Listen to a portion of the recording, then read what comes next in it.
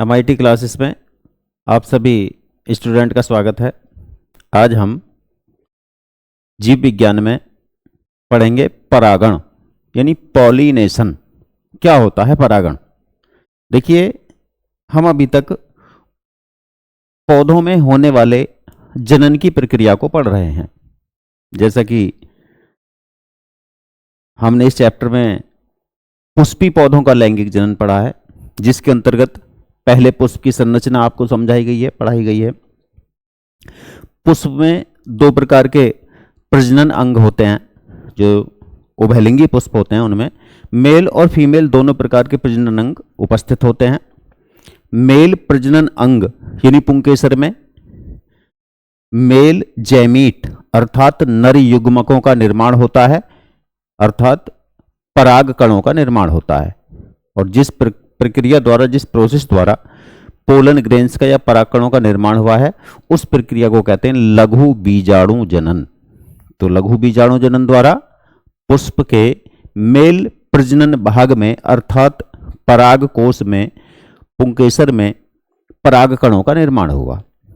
इसी प्रकार पुष्प के फीमेल भाग में जनन, स्त्री जनन भाग में या स्त्री प्रजनन अंग में अर्थात जायांग में या जायांग के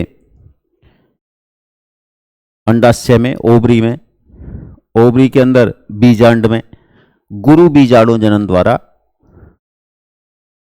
फीमेल जैमीट का निर्माण हुआ या मादा युग्मकोद्भिद का निर्माण हुआ। दोनों प्रोसेस के बाद अब आती है परागण की क्रिया। देखिए क्या है परागण, यानी कहने का मतलब यह है पुष्प में बनने वाले या निर्मित होने वाले पराग कणों का पराग कोश से मुक्त होकर पुष्प के वर्तिकाग्र तक पहुंचने की क्रिया परागण कहलाती है। यानी क्या है पॉलिनेशन? पराग कणों का स्थानांतरण कहां से होता है? जहां वो निर्मित होते हैं, अर्थात पराग कोश से। कहां को ट्रांसफर होते हैं, कहां को स्थानांतरित होते हैं? स्थानांतरित होते हैं वर्तिकाग्र पर। जो फीमेल पार्ट होता है, फीमेल प्रजनन अंग होता है, उसके अंडक के शीर्ष भाग को कहते हैं वर्तिकाग्र। तो वर्तिकाग्र पर ये ट्रांसफर होते हैं। तो यहां से परागण की एक परिभाषा बनती है कि पुष्प के पराग कणों का विभिन्न कारकों द्वारा पुष्प के वर्तिकाग्र तक स्थानांतरित होना या पहुंचना परागण कहलाता है। अब ये पॉलिनेशन जो होता है, परागण जो होता है, वह क्रिया दो प्रकार से होती है। परागण, इस परागण की क्रिया को हम दो भागों में बांट सकते हैं। यानी परागण की क्रिया दो प्रकार की होती है। कौन कौन सी? एक होता है स्वपरागण और एक होता है परपरागण।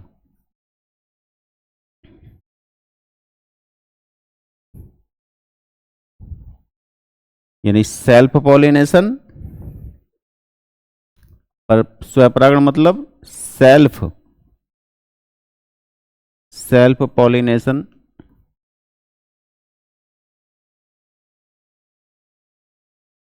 और ये होती है क्रॉस पॉलिनेशन।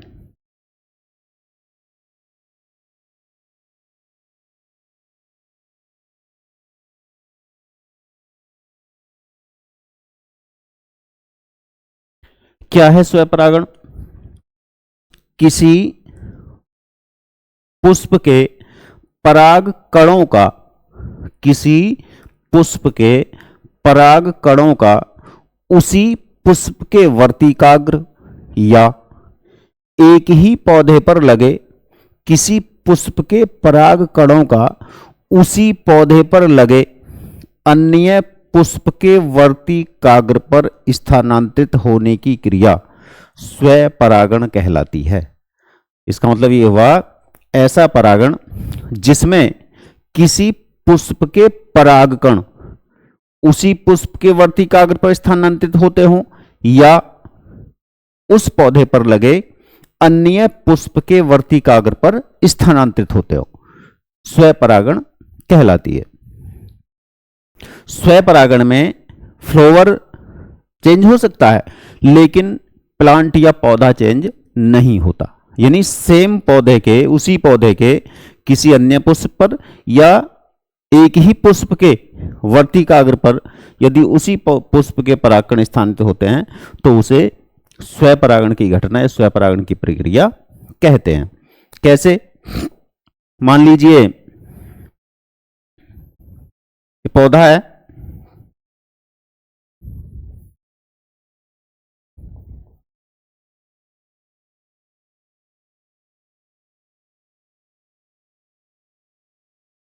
ये पौधा हो गया आपका,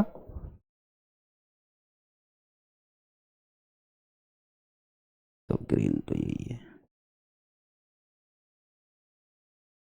ये पत्तियां हो गई,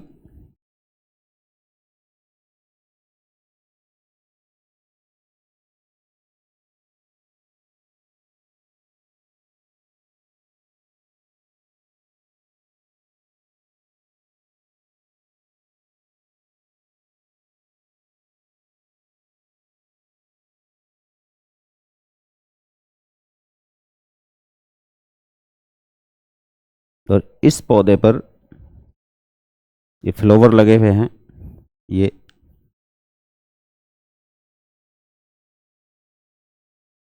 फ्लावर हो गए। अब यदि इस पुष्प के परागकण इसी पुष्प के वर्तिकाग्र पर ट्रांसफर होते हों या फिर इस पुष्प के परागकण इसी पौधे के दूसरे पुष्प पर ट्रांसफर होते हो, स्थानांतरित होते हो, तो इस क्रिया को कहा जाता है स्वपरागण। इस प्रोसेस को कहेंगे हम स्वपरागण। स्वपरागण, इस प्रोसेस को कहा जाएगा स्वपरागण। अब स्वपरागण में दो कैटेगरी हो गई, एक वे जिसमें फ्लावर भी चेंज नहीं हुआ, जिसमें फ्लावर भी चेंज नहीं हुआ, यानी पुष्प, किसी पुष्प के परागकण उसी पुष्प पर पहुंचते हैं। और दूसरी स्थिति यह है, दूसरी श्रेणी यह है, दूसरी कैटेगरी यह है कि पौधा सेम है लेकिन एक पुष्प के परागकण उसी पौधे पर लगे अन्य पुष्प पर स्थानांतरित हो गए। तो इन दोनों को भी अलग अलग नाम से पुकारा जाता है। किस नाम से?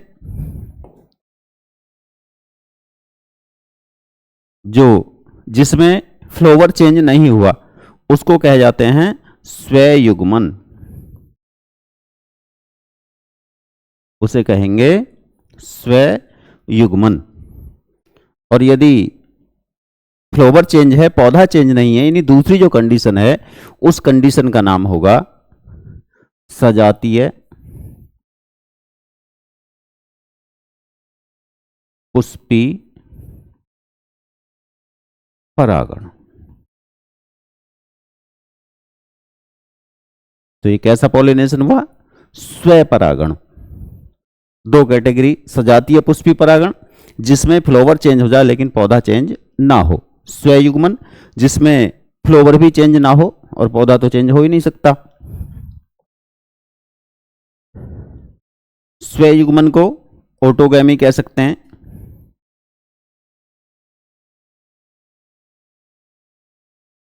और इसे जीटियोगैमी कहते हैं।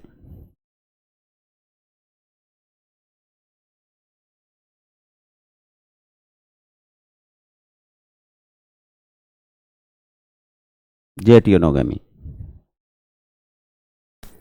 अब दूसरा आता है परपरागण। परपरागण क्या है? स्वपरागण में जो परागकण थे उसी पौधे पर अन्य पुष्प या उसी पुष्प के वर्तिकाग्र पर स्थानांतरित हुए थे। परपरागण क्या है? क्रॉस पॉलिनेशन क्या है? परागण की वह विधि या ऐसा परागण जिसमें किसी पुष्प के परागकण किसी अन्य पौधे के पुष्पों के वर्तिकाग्र पर स्थानांतरित होते हैं।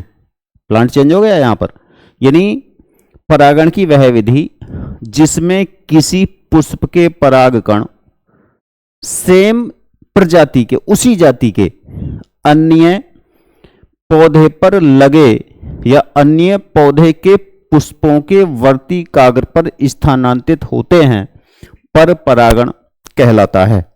या परागण की वह विधि जिसमें एक पौधे के परागकण दूसरे पौधे के वर्तिकाग्र पर स्थानांतरित होते हैं, पर परागण कहलाता है।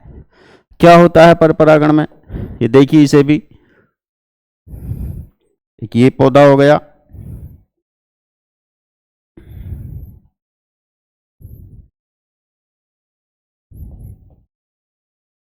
ये रूट हो गई, एक शाखा ये हो गई, ये पत्तियां हो गई।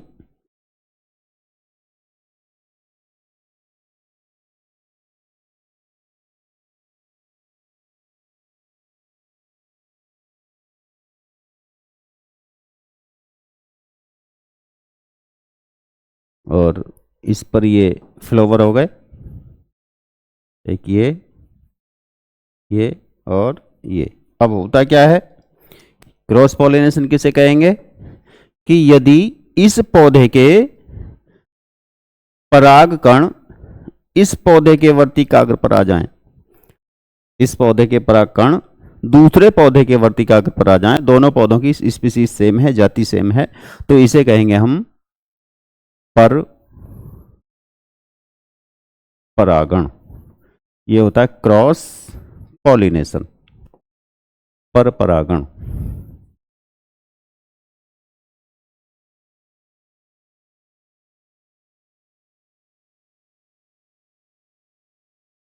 Cross pollination. तो पॉलिनेशन दो प्रकार का हो गया, स्वपरागण और परपरागण। स्वपरागण में क्या हुआ, किसी पुष्प के परागकण उसी पुष्प के या उसी पौधे पर लगे अन्य पुष्पों के वर्तिकाग्र पर स्थानांतरित होते हैं। और परपरागण में एक पौधे के पुष्प के परागकण उसी जाति के, सेम स्पीसीज के किसी दूसरे पौधे के वर्तिकाग्र पर स्थानांतरित होते हैं, उसे परपरागण कहा जाता है। इसके बाद आती हैं परागण की मेथड, परागण की विधियां। परागण होता कैसे है, परागण के लिए आवश्यक क्या है। पौधों में परागण के लिए ऐसे कारक की आवश्यकता होती है, ऐसे फैक्टर्स की आवश्यकता होती है जो पराग कणों को पराग कोश से वर्तिकाग्र तक स्थानांतरित कर सके। इन कारकों के आधार पर ही परागण की विधियों को विभिन्न प्रकारों में, विभिन्न भागों में बांटा गया है।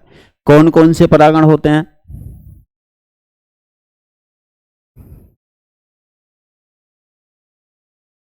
परागण के कारक,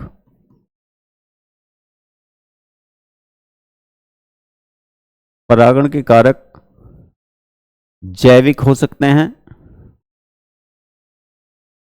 और यानी बायोटिक,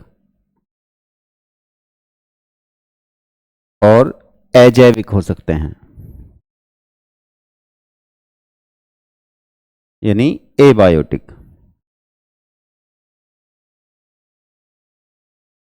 जैविक कारक कौन से होते हैं? परागण के जैविक कारकों में देखिए कीट होते हैं,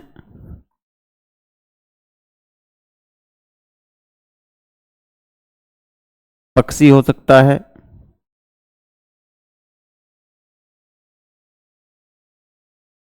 चमगादड़,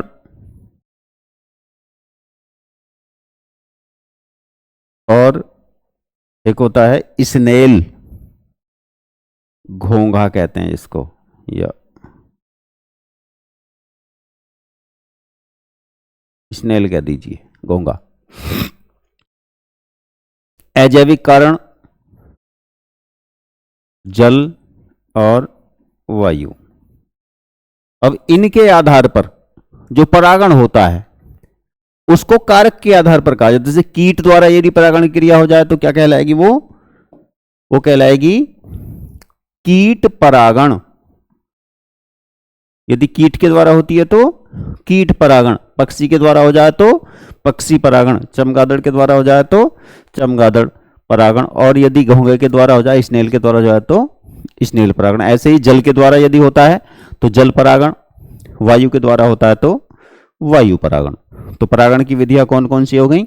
जल परागण, वायु परागण, कीट परागण, पक्षी परागण, चमगादड़ परागण, घोंघा परागण। और इसके अतिरिक्त मनुष्य ब्रीडिंग के लिए, पौधों की जातियों में सुधार के लिए अपने अनुरूप कृत्रिम विधि से भी परागण कराता है, तो उसको कहा जाता है कृत्रिम परागण। कृत्रिम परागण मानव द्वारा, यह होता है मानव द्वारा। अब इनकी अलग अलग फैक्टर्स की अलग अलग अनुकूलन विशेषताएं होती हैं। जैसे कुछ पौधे ऐसे होंगे जिनमें कीट परागण होता होगा, कुछ ऐसे होंगे जिनमें पक्षी के द्वारा हो सकता है, कुछ पौधे ऐसे होते हैं जिनमें चमगादड़ के द्वारा हो सकता है, घोंघे के द्वारा हो सकता है, जल के द्वारा हो सकता है, वायु के द्वारा हो सकता है। तो सबकी अलग अलग विशेषताएं लिखने आती हैं। क्वेश्चन कैसे आता है कि पौधों में होने वाले कीट परागण की अनुकूलन विशेषताएं बताइए, जल परागण की अनुकूलन विशेषताएं बताइए, या वायु परागण की अनुकूलन विशेषताएं बताइए। जो यूपी बोर्ड के लिए इंपॉर्टेंट हैं वो कीट परागण है, जल परागण है और वायु परागण है। ये आपको जरूर आने चाहिए, कीट, जल और वायु, इनके परागण। अब सबसे पहले बात आती है कीट परागण की। कीट परागण की क्या है? कीट परागण क्या होता है? कीट परागण यानी परागण की वह विधि जिसमें किसी पुष्प के परागकण कीट द्वारा, इंसेक्ट द्वारा, जैसे कीट, तितली, मधुमक्खी और बहुत सारी जातियां हैं कीटों की, लेकिन मोस्टली मधुमक्खी होती हैं जो परागण करती हैं। तो परागण की वह विधि जिसमें किसी पुष्प के परागकण कीट द्वारा वर्तिकाग्र तक स्थानांतरित किए जाते हैं, कीट परागण कहलाता है। कीट परागण कहलाता है। क्या विशेषता होती है कीट परागण पुष्पों की?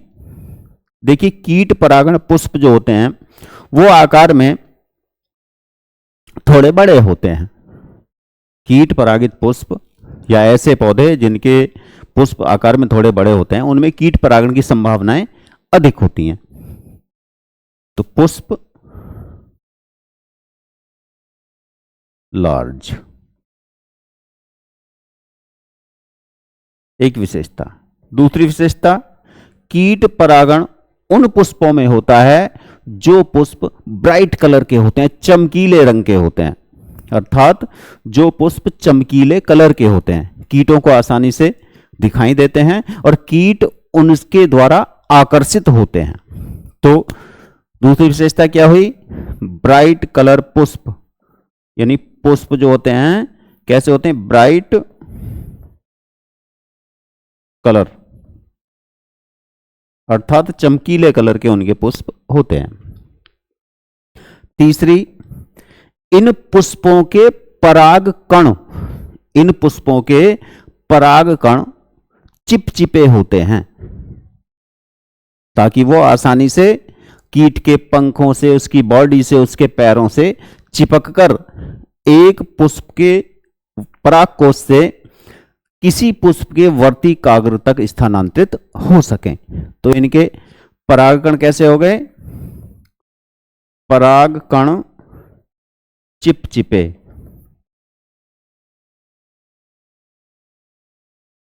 चिपचिपे हो गए। इसके अतिरिक्त और विशेषता, इन पुष्पों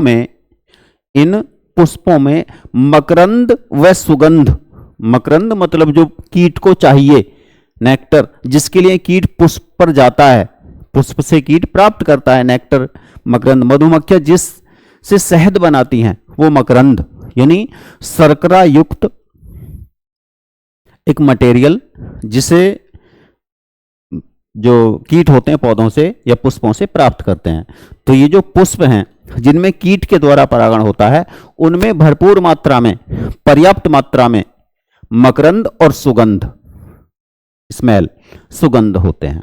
तो क्या विशेषता है? पर्याप्त मात्रा में मकरंद यानी नेक्टर व सुगंध युक्त, मकरंद व सुगंध युक्त पुष्प होते हैं ये इन पुष्पों में मकरंद व सुगंध भरपूर मात्रा में पाया जाता है। इन विशेषताओं से आकर्षित होकर जो कीट होते हैं वो मकरंद प्राप्त करने के लिए पुष्प तक पहुंचते हैं और जाने अनजाने में कीटों की बॉडी से चिपककर परागकण, जो परागकोश होता है, उससे स्टिग्मा तक, वर्ती काग्र तक स्थानांतरित हो जाते हैं। मोस्टली कीट परागण में सबसे अधिक भूमिका मधुमक्खियों की होती है, हनी बी की होती है, क्योंकि हनी बी नेक्टर के लिए पौधों के पास, पुष्पों के पास उनसे उनका मकरंद लेने के लिए पहुंचती हैं, जाती हैं। तो ये हो गया आपका कीट परागण और उसकी विशेषताएं। अब ऐसे ही जल परागण, जल परागण किन पौधों में होता है या जल परागण की क्या विशेषताएं हैं? जल परागण प्राय जलीय पौधों में होता है और जल परागण की विशेषताएं होती हैं इन पुष्पों के परागकण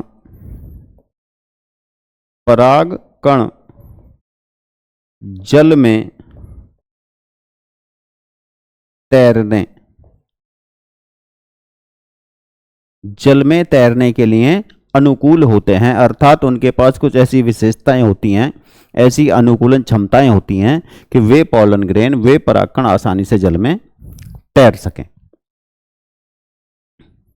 दूसरी विशेषता, पुष्प प्राय रंगहीन, कलरलेस होते हैं। पुष्प जो होते हैं वो कलरलेस होते हैं, उन्हें रंग की कोई आवश्यकता नहीं होती। तीसरा, ये पुष्प सुगंध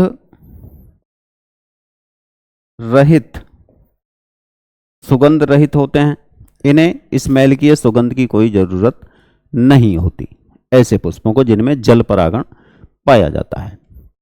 इनके परागकण जल की सतह पर तैरकर दूसरे पुष्पों के या उसी पुष्प के वर्तिकाग्र पर स्थानांतरित हो जाते हैं। कुछ जलीय पौधे उभयलिंगी होते हैं, कुछ एक लिंगी होते हैं। जो एक लिंगी होते हैं तो उनमें एक पुष्प के वर्तिकाग्र, एक पुष्प के परागकोश से परागण निकलकर दूसरे पुष्प पर ट्रांसफर होते होंगे, और जो उभयलिंगी होते हैं तो उनमें सेल्फ पॉलिनेशन भी या स्वपरागण भी हो सकता है। जल परागित होने वाले पुष्प जैसे हाइड्रिला का पौधा होता है, वेलिस्नेरिया का पौधा होता है। जल द्वारा जो परागण होता है हाइड्रिला के पौधे में होता है, वेलिस्नेरिया में होता है, जूस्टेरा वगैरह में होता है। तो ऐसे पौधे जो जलीय वातावरण में पाए जाते हैं उन्हें जलोद्भिद भी कहा जाता है। तो इन पौधों में जल के द्वारा परागण की क्रिया संभव या संपन्न होती है। फिर आता है वायु परागण। वायु परागण की विशेषताएं क्या हैं? वायु परागित पुष्प जो होते हैं, ये वायु के द्वारा जो परागण की क्रिया होती है वो प्राय उन पौधों में होती है जिनके परागकण शुष्क होते हैं, अर्थात चिपचिपे नहीं होते। परागकण शुष्क होते हैं, ड्राई होते हैं, ये चिपचिपे नहीं होते, ताकि आसानी से वायु में तैर सकें या उड़ सकें।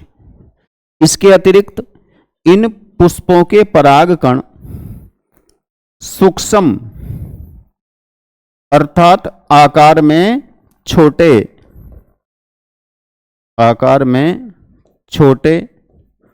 व हल्के, वेट में कैसे हल्के होते हैं, ताकि वे आसानी से वायु में उड़कर या तैरकर एक स्थान से दूसरे स्थान को ट्रांसफर हो सकें।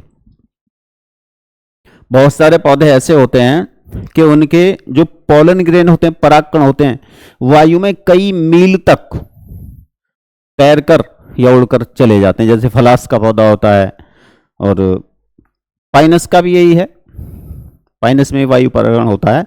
तो उसके जो पोलन ग्रेन होते हैं, जहां पाइनस के बहुत घने जंगल हैं पर्वतीय क्षेत्र में, तो वहां पर जब पाइनस में एक साथ फ्लावरिंग होती है, एक साथ पुष्पन की क्रिया होती है, तो आकाश में, क्योंकि इसके पोलन ग्रेन जो होते हैं येलो कलर के होते हैं, पीले कलर के होते हैं, तो आकाश में पीले बादलों का निर्माण हो जाता है। परागकण तैरकर पूरे स्काई में, पूरे आकाश में फैल जाते हैं। तो ये पोलन ग्रेन कैसे होने चाहिए? वायु परागण के लिए शुष्क होने चाहिए, आकार में छोटे होने चाहिए और हल्के होने चाहिए। इसके अतिरिक्त इन पुष्पों की एक और विशेषता है, वायु परागित पौधों के जो पुष्प होते हैं वो प्राय कलरलेस, रंगहीन, आकार में छोटे होते हैं, सुगंधहीन होते हैं, यानी उनमें सुगंध भी नहीं होती, आकार में छोटे होते हैं पुष्प भी, और कलरलेस, रंगहीन या श्वेत कलर के होते हैं, सफेद रंग के होते हैं या रंगहीन होते हैं, क्योंकि उन्हें कीटों को इंप्रेस करने की कोई आवश्यकता नहीं है। तो पुष्प कैसे? छोटे पुष्प, रंगहीन, गंधहीन।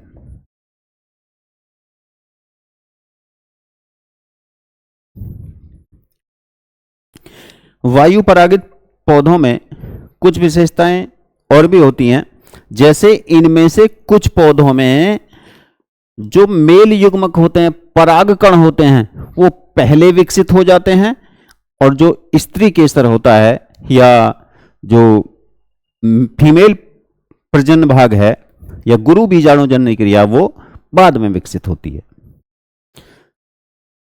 इन पौधों में जो वायु के द्वारा परागण होता है, उनमें पोलन ग्रेन की संख्या बहुत ज्यादा डेवलप होती है, बहुत ज्यादा मात्रा में परागकणों का निर्माण होता है, मतलब इन पौधों में। तो वायु द्वारा परागित पुष्पों की ये विशेषता हो गई। अब यदि एग्जाम्पल की बात करें, तो कीट के द्वारा जो परागण होता है, कीट के द्वारा परागण होता है लार्ज साइज ब्राइट कलर के पुष्प उत्पन्न करने वाले पौधों में। जैसे बहुत सारे पौधे हमारे पास होते हैं, गुलाब, गुड़हल, सरसों, ये सब किसके द्वारा? कीट के द्वारा, कीटों के द्वारा। वायु के द्वारा, वायु के द्वारा होता है जिनकी, जैसे मक्का,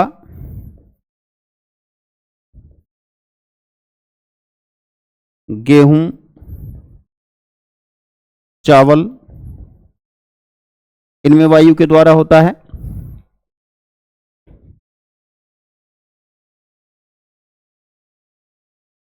जल के द्वारा आपको बताया था, जल के द्वारा होता है वेलिसनेरिया, वेलिसनेरिया जलीय पौधा है, और हाइड्रीला,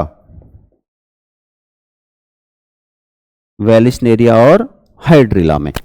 तो ये वायु, इसके द्वारा परागण। अब बात आती है पक्षी के द्वारा परागण किसमें होता है?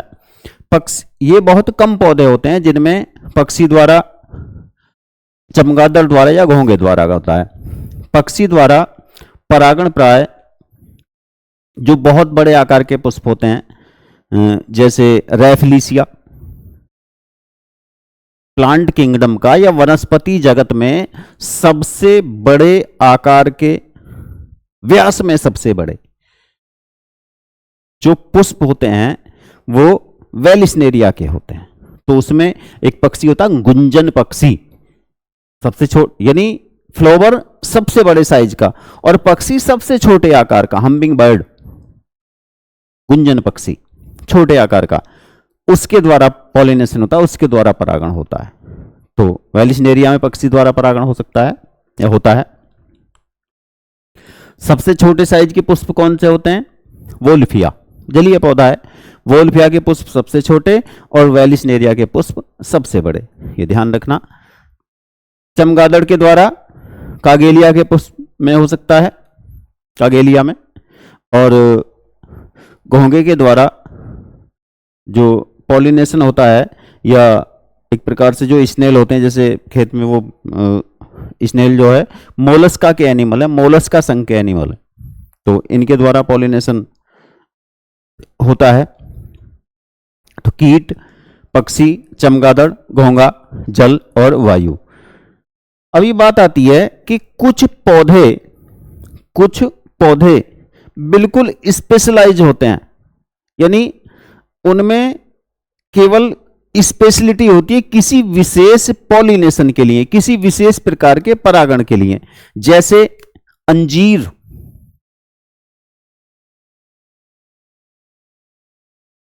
गूलर,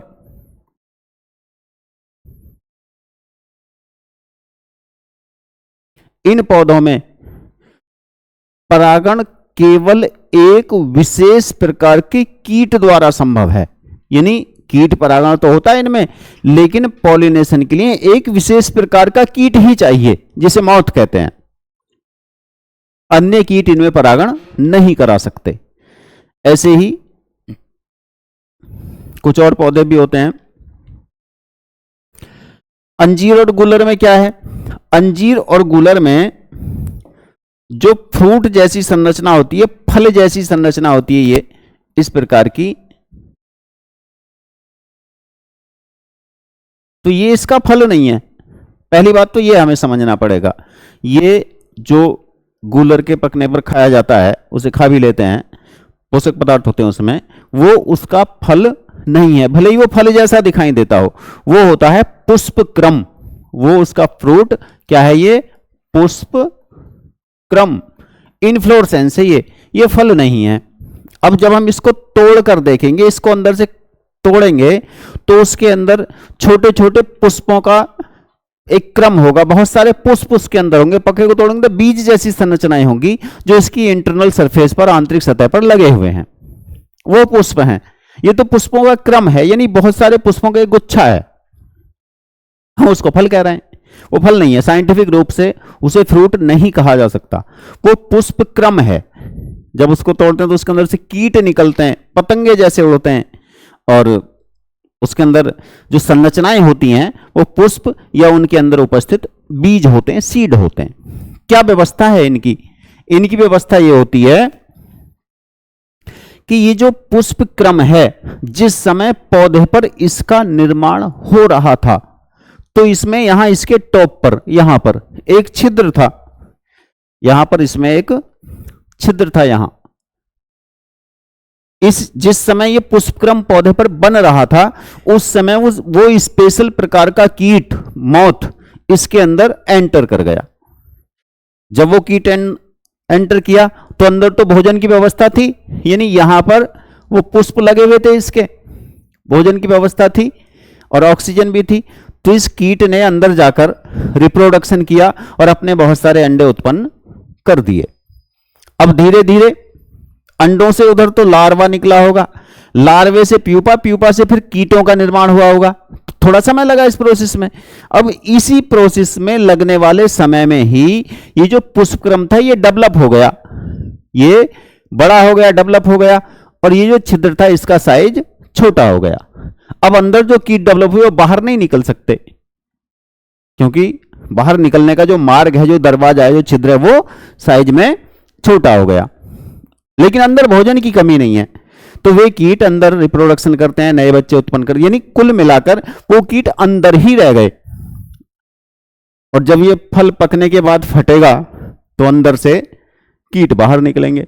तो इनमें पॉलिनेशन की संभावना किसी और कीट द्वारा हो ही नहीं सकती, संभव ही नहीं है।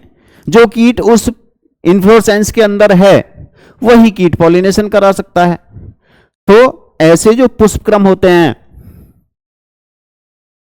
उसे कहते हैं हाइपोथेंडियम पुष्पक्रम। प्रश्न आता है ये कि हाइपोथेंडियम पुष्पक्रम किन पौधों में पाया जाता है? तो ये पाया जाता है अंजीर और गुलर में, और इनकी पॉलिनेशन की एक स्पेशल व्यवस्था होती है।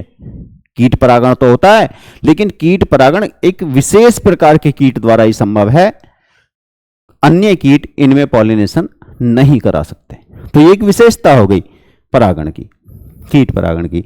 ऐसे ही कुछ पौधे ऐसे होते हैं जिनमें केवल स्वपरागण हो सकता है, पर परागण संभव नहीं है। जिनमें केवल स्वपरागण हो सकता है, पर परागण संभव नहीं है। और कुछ पौधे ऐसे होते हैं कि उनमें केवल पर परागण हो सकता है, स्वपरागण संभव नहीं है। अब देखिए, परागण के लिए परागण किसके बीच हुआ, यानी मेल जैमीट ट्रांसफर होकर, किसी माध्यम से ट्रांसफर होकर कहां पहुंचे, वर्तिकाग्र पर। वर्तिकाग्र किसका भाग है, फीमेल पार्ट का। और पोलन ग्रेन या परागकण किसका पार्ट है, मेल पार्ट का। अब यदि किसी पौधे में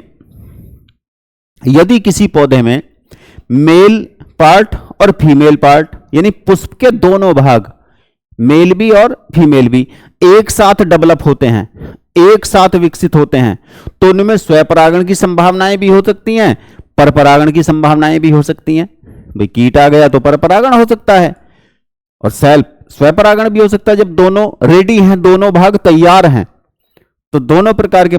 लेकिन कुछ पौधे ऐसे होते हैं कि उनमें जो मेल और फीमेल पार्ट का डेवलपमेंट है वो एक ही समय पर नहीं होता।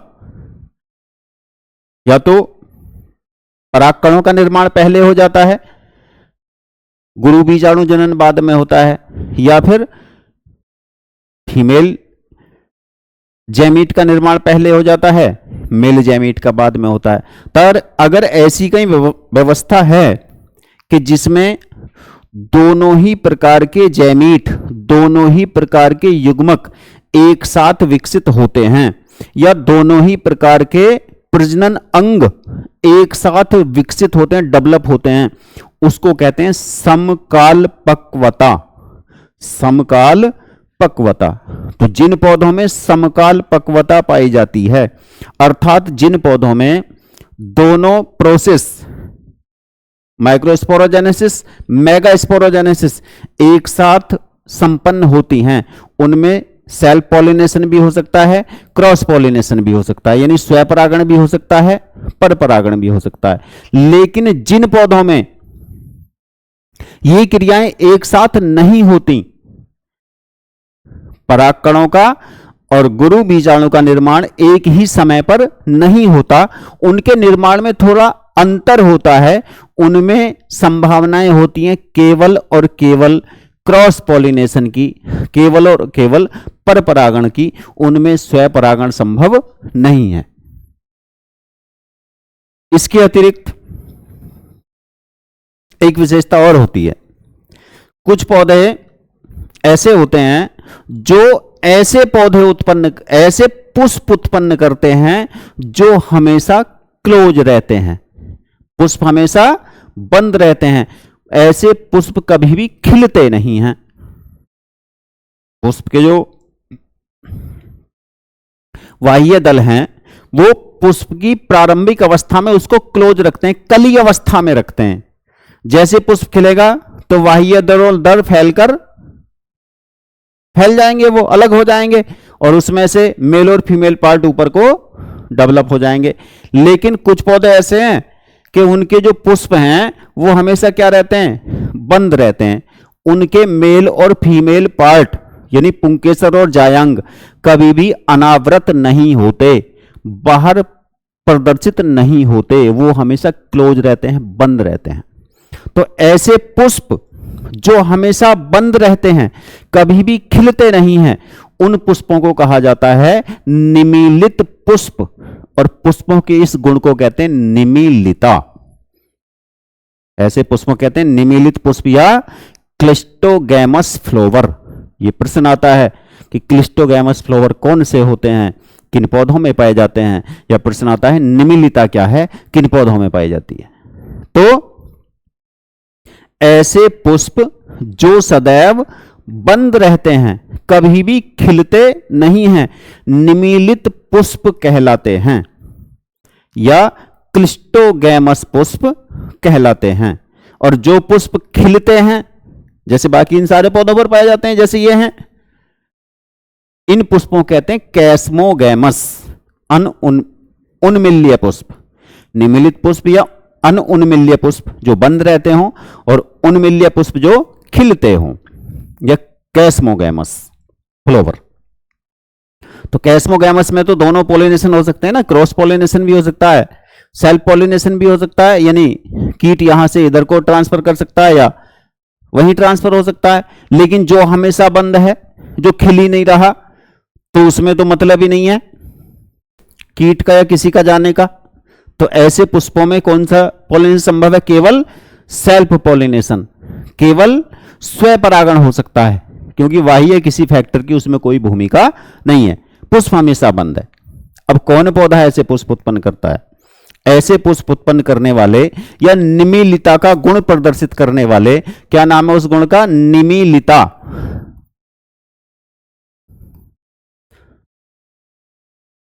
और पुष्पों का नाम क्या होता है? क्लिस्टोगैमस, निमीलित पुष्प या अनउन्मिल्य, अनउन्मिल्य पुष्प क्लिस्टोगैमस, जो कभी खिलते नहीं हैं, जो कभी खिलते नहीं हैं। कौन उत्पन्न करता है ऐसे पुष्प? किसमें पाए जाते हैं? ऐसे पुष्प पाए जाते हैं मूंगफली में, खट्टी बूटी में, खट्टी बूटी और कनकोआ। ये पौधे ऐसे होते हैं जिनमें इस प्रकार के पुष्प होते हैं, जो कभी भी क्या होते हैं? खिलते नहीं है। मूंगफली में, खट्टी बूटी में, कनकोआ में क्या होता है? क्या विशेषता है इनकी?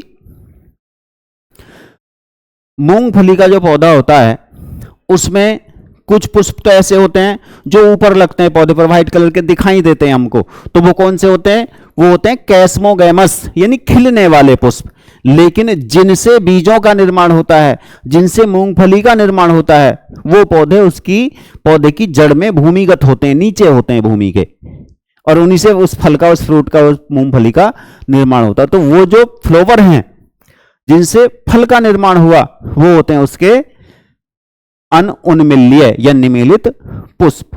तो याद रखना, ऐसे पुष्प जो कभी भी खिलते नहीं हैं, हमेशा बंद होते हैं, निमीलित पुष्प अनउन्मिल्य पुष्प कहलाते हैं। और पुष्पों के इस गुण को निमीलिता कहते हैं। जो पुष्प खिलते हैं उन्हें अनउन्मिल्य पुष्प कहते हैं या कैस्मोगैमस फ्लावर कहते हैं। कैस्मोगैमस फ्लावर लगभग एंजियोस्पर्म की बहुत सारी जातियों में होते हैं, लेकिन निमीलित पुष्प केवल मूंगफली, खट्टी बूटी और कनकोआ जैसी कुछ स्पेशल जातियों में होते हैं। निमीलित पुष्पों में केवल स्वपरागण हो सकता है, पर परागण नहीं पाया जाता। तो ये परागण था। इसके अतिरिक्त अब एक परागण की विधियां होती है जो मनुष्य द्वारा होती है, आर्टिफिशियल, कृत्रिम परागण। ये कृत्रिम परागण क्या है? मनुष्य मेडल के नियमों के अनुसार, मेडल ने आनुवंशिकता के नियम दिए थे, उन नियमों के अनुसार पौधों की हाइब्रिड जातियां का निर्माण करने के लिए या पौधों की जातियों में सुधार करने के लिए पौधों की प्रजातियों का मिक्सअप करता है, जिससे हाइब्रिड जातियां उत्पन्न होती हैं। तो उसके लिए मनुष्य को परागण की क्रिया अपने अकॉर्डिंग करानी होती है, अपने अनुसार, कि किस पौधे के परागकणों को किस पौधे के फीमेल पार्ट से या फीमेल जेमिटोफाइट के साथ अटैच करके हमें नए ब्रांड का, नई ब्रीड का, नई प्रजाति का निर्माण करना है। तो इसके लिए मनुष्य एक पुष्प के परागकणों को चुनकर दूसरे पुष्प के या उसी प्रजाति की किसी दूसरी वैरायटी के वर्तिकाग्र पर स्थानांतरित करता है। परागण की इस विधि को कृत्रिम परागण कहते हैं। यानी जब परागण की क्रिया मनुष्य द्वारा कराई जाए तो उसे कृत्रिम परागण कहते हैं।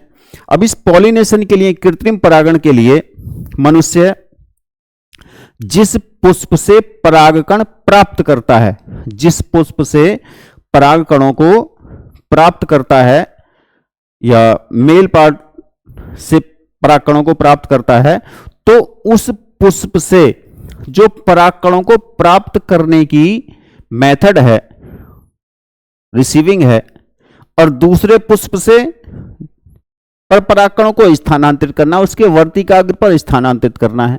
तो ये दोनों अलग अलग प्रोसेस होती हैं।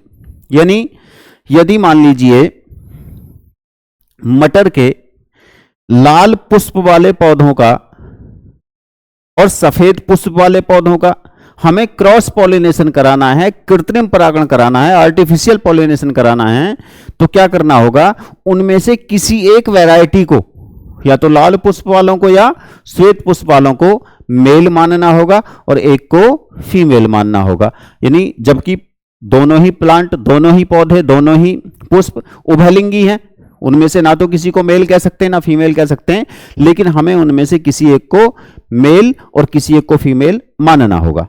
अब जिसको हमने फीमेल प्लांट माना है, उस पौधे से, उस प्लांट से जो उसका मेल पार्ट है यानी पुंकेसर, उनको काटकर अलग निकाल देना है। जैसे पुष्प विकसित होंगे तो उनमें स्वपरागण ना हो जाए, इससे बचने के लिए उन पुष्पों के मेल भाग को या उनके एंडोइशियम को या पुमंगों को, पुंकेसरों को काटकर अलग निकाल देना है।